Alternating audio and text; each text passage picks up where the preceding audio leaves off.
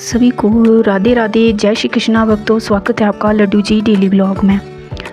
तो आशा करती हूँ आप सब अच्छे होंगे, मस्त होंगे। तो आज आपको मैं लड्डू गोपाल की सेवा के साथ साथ कुछ ऐसे बातें बताऊंगी। तो आज मैं लड्डू गोपाल की सेवा के साथ साथ आपको कुछ ज़रूरी बातें बताऊंगी। कुछ ज़रूरी बातें ये हैं कि क्यों कहते हैं कि जो पूजा पाठ करने वाले होते हैं जीवन में उनको दुख मिलते हैं, सुख की प्राप्ति नहीं होती है, और क्यों पर तो ऐसा क्यों कहा जाता है।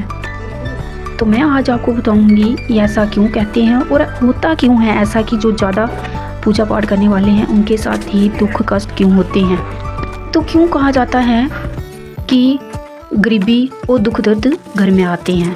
तो आज मैं आपको बताती हूँ। तो ये सवाल पूजा पाठ करने वालों से ही काफ़ी लोगों को परेशान कर रहा है।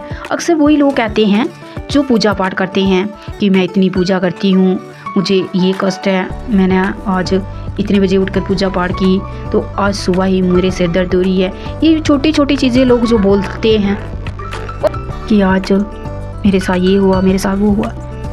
तो जिसका उत्तर तक वृद्धि से दिया जा सकता है उसको उत्तर आसानी से दिया जा सकता है, किंतु ठीक नहीं है। सबसे पहले तो पूजा पाठ करने वाला किस भाव से भक्ति कर रहा है। किसी मनोकामना पूर्ति हेतु या किसी की गृहस्थी व्यय के प्रभाव में आकर या दिखावे के लिए या निष्काम, इन सभी तरीकों के कर्मों द्वारा की गई भक्ति और पूजा पाठ का फल तो मिलता ही है और सभी फल शुभ ही मिलते हैं। किंतु अक्सर कुछ मनुष्य अपने संचित कर्मों में पाप कर्म आदि लेकर पैदा होते हैं। तो कहने का मतलब ये है कि जैसे हम पूजा पाठ करेंगे या फिर हम किसी भगवान की सेवा कर रहे हैं, जहाँ लड्डू गोपाल की सेवा कर रहे हैं, तो हमारे साथ फिर भी बुरा हो रहा है। तो आप इस चीज़ को सोच कर चलिए कि इसका मतलब कि अगर आपके पास साथ दुख चल रहा है, दुख कुछ परेशानी चल रही है, तो ये मान के चलिए कि ऐसा इसलिए हो सकता है कि जो चल रहा है उससे अधिक आपके साथ होता, क्योंकि जो अब आपके साथ हो रहा है वो तो दुख दर्द परेशानी आ रही है, लेकिन हो सकता है कि अगर आप पूजा पाठ नहीं करते तो आपको और ज़्यादा कुछ सहना पड़ता। तो आप ऐसा कुछ ना सोचिए, जो आपके साथ होता है वो भगवान जी अच्छे के लिए ही करते हैं। किसी की बातों में मत आइए, आप जैसे पूजा पाठ कर रहे हैं वैसा करिए। मनुष्य संचित कर्मों पाप कर्म आदि लेकर पैदा होता है, क्योंकि जो भी इंसान इस दुनिया में आता है वो अपने कर्म लेकर ही पैदा होता है, तो वह उसे भुगतना ही पड़ता है।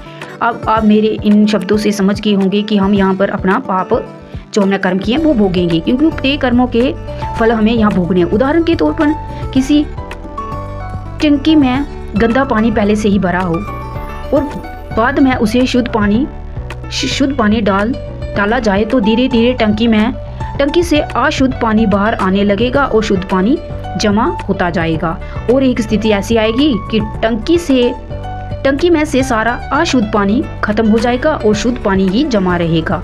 वैसे ही अगर पूजा पाठ करने पर भी अधिक दुख हो रहे हो, अगर ऐसा अनुभव होता है तो जीवन में दया धारण कर अपने भक्ति भाव पे चलते ही रहना चाहिए, क्योंकि कोई भी तरीके से की गई भक्ति अशुभ फल प्रदान नहीं करती, और भक्ति में सर्वश्रेष्ठ मार्ग वही है जो सिर्फ ईश्वर प्राप्ति का ही हो सकता है, ना कि किसी की बातें सुनकर।